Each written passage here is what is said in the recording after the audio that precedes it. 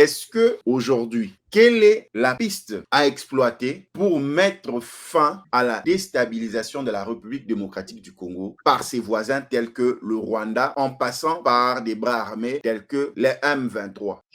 Alors, avant de vous répondre, il est important de rappeler que le conflit à l'est de la RDC comporte deux dimensions. Il y a une dimension interne et une dimension externe. À l'heure actuelle, vous avez, pour ce qui est de la dimension externe, le processus de Luanda qui est piloté par le président angolais au nom de l'Union africaine. Et dans ce processus, vous avez l'Angola, vous avez donc comme médiateur, mais vous avez la RDC, mais aussi et surtout le Rwanda, qui se font face pour essayer de trouver une solution. C'est depuis d'ailleurs 1 an et demi que nous essayons de manière très pénible à faire respecter une feuille de route à laquelle avait librement souscrit le Rwanda, ce qui montre bien l'implication directe du Rwanda. Car si cela n'était pas le cas, eh bien Kagame n'aurait jamais fait le déplacement de Luanda comme il l'a fait dans le passé. Vous avez ensuite la dimension interne qui concerne les groupes armés de la RDC et qui est pilotée par Nairobi à travers l'ancien président Uhuru et Kenyatta et qui s'appuie notamment sur un dispositif qui a été mis en place par la RDC, à savoir le processus de désarmement, démobilisation, réinstallation ou plutôt relèvement communautaire et stabilisation qui a pour vocation effectivement de ramener à la vie civile certains combattants, même si les situations sont un peu diverses et variées. Le M23 s'est mis volontairement en dehors de ce processus et pour cause, le M23 étant téléguidé par le Rwanda, eh bien, le M23 souhaite négocier directement avec les autorités de Kinshasa, ce qui en soi est totalement inacceptable. Je rappelle qu'en 1998, je vous en parle parce que à l'époque j'étais négociateur des accords de Lusaka, nous avions le même problème avec notamment les groupes qui étaient soutenus par l'Ouganda et par le Rwanda, à l'époque le MLC et le RCD Goma, qui eux voulaient absolument négocier avec Kinshasa et nous avions tenu bon puisque finalement l'Ouganda et le Rwanda ont signé côte à côte cet accord de Lusaka. Donc, ça montre bien que, au niveau de Kinshasa, nous connaissons les donneurs d'ordre et c'est avec eux, in fine, qu'il faudra discuter et non pas avec des marionnettes. Maintenant, ce qu'il faut rappeler, et c'est assez important parce que on ne l'entend pas beaucoup, notamment dans les analyses qui nous sont proposées ça et là. Une des raisons pour lesquelles aujourd'hui la RDC ressent comme une sorte de sentiment d'injustice dans la manière dont ce dossier est traité à l'international, c'est parce qu'il y a une forme de laxisme de la communauté internationale, une forme de tolérance à l'égard du Rwanda. Et cela tient notamment à deux éléments qu'il faut rappeler ici. Le premier, c'est que le Rwanda est aujourd'hui le 4e contributeur dans les opérations de maintien de la paix des Nations Unies.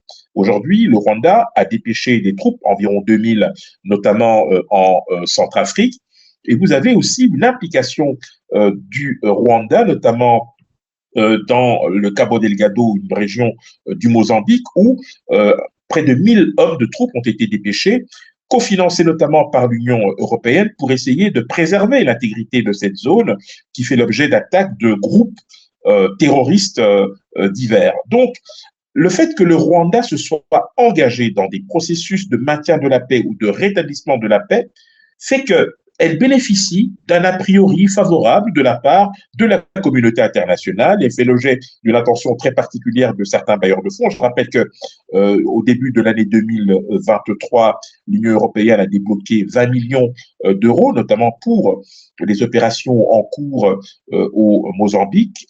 Je rappelle que le Rwanda est le seul pays africain engagé dans cette affaire et il faut dire que les troupes rwandaises ont réussi effectivement à repousser les agresseurs et garantissant d'une certaine manière une stabilité dans cette région du Mozambique. En Centrafrique, c'est une implication directe dans les opérations de la MINURCA et certains vous diront que puisque ce pays nous aide à restaurer l'autorité dans certains États, eh bien, nous pouvons considérer que son aventurisme en RDC n'est peut-être que passager et que nous pouvons, d'une certaine manière, tolérer cela.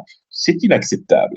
C'est inacceptable parce que vous avez à côté de ça la Charte des Nations Unies qui garantit à chaque pays membre le droit légitime à se défendre. Ça veut dire que la légitime défense devient une nécessité lorsque la paix, la stabilité, lorsque l'intégrité territoriale d'un pays est menacée.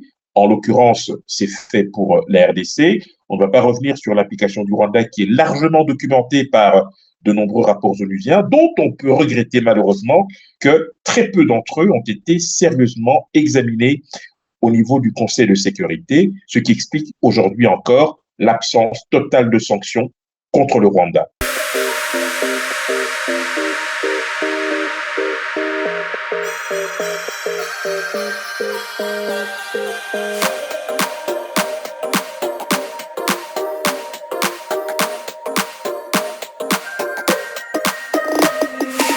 Donc c'est vous dire l'attachement que j'ai à la paix et à l'unité des peuples d'Afrique.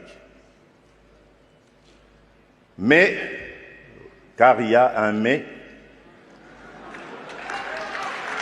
et là je voudrais vraiment m'excuser de tempérer un peu l'enthousiasme qui a été le nôtre lorsque nous avons suivi le président Ruto, pour dire malheureusement nous sommes loin de la réalité. Parce qu'en ce moment, par exemple, où nous parlons de ce sujet très, très important, hyper important, la conservation de notre biodiversité, de nos forêts, il se passe actuellement dans le parc de Virunga une des réserves naturelles les plus importantes au monde, en forêt et en biodiversité, un activisme armé qui met à mal cet écosystème, qui le détruit. Et cela n'a pas été décidé à Washington, à Paris, à Bruxelles ou à Londres. Ça a été décidé en Afrique, et plus précisément à Kigali.